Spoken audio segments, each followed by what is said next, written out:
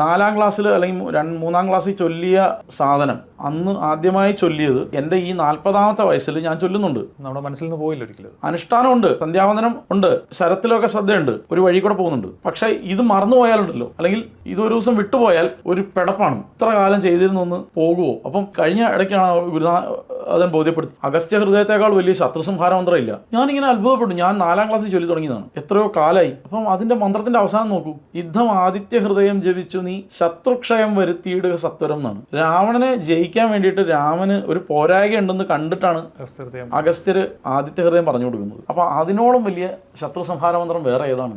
ആരെയാണ് രാവണൻ ആരാണത്? സാക്ഷാൽ മഹാദേവ ശിഷ്യനാണ്. മഹാദേവൻ സ്വന്തം അസ്ത്രത്തെ കൊടുത്ത് അനുഗ്രഹിച്ച ആളാണ്. കൈലാസത്തെ തന്നെ എടുക്കാൻ പറ്റിയ ആളാണ്. രാവണ വിരചിതമായിട്ടുള്ള ശിവതാണ്ഡവ സ്തോത്രമാണ് ഇന്നും മഹാദേവ കൃതികളിലെ ഏറ്റവും പ്രാധാന്യമുള്ള സാധനം. അത് പോട്ടെ, വരം നേടിയതോ എത്ര വർഷത്തെ തപസ്സുകൊണ്ട്. ഈ ദേവന്മാർക്ക് കിട്ടുന്ന പോലെ എല്ലാം അങ്ങ് പ്ലേറ്റിൽ വെച്ച് കിട്ടുകയല്ല. അദ്ദേഹത്തെ ജയിക്കാൻ വേണ്ടിയിട്ടാണ് രാമൻ ഈ അദ്ദേഹത്തിന്റെ കൂടെ ആവശ്യമാണ്. അദ്ദേഹം അടുത്തു പെട്ടെന്ന് വന്നെന്ന് തീർത്ത് പോകുന്നുണ്ടോ എന്നുള്ള ചോദ്യത്തിലാണ് അദ്ദേഹം നിൽക്കുന്നത്. അദ്ദേഹം പലതവണ പല രാമായണങ്ങളുണ്ടല്ലോ, അതിൽ ചോദിക്കുന്നുണ്ടെന്നാണ് ബ്രഹ്മാവിന്റെ അടുത്ത് പോയിട്ട്, ഇത് ആയില്ലേ സമയം, ഇറങ്ങാറായില്ലേ, ഈ മറ്റേ അങ്ങേര് വരാറായില്ലേ, അടുത്തു. അപ്പൊ അദ്ദേഹത്തെ ജയിക്കാൻ വേണ്ടിയിട്ടാണ് ഇത് പറഞ്ഞു കൊടുക്കുന്നത്. ആരാ പറഞ്ഞു കൊടുക്കുന്നത്? അഗസ്ത്യര്.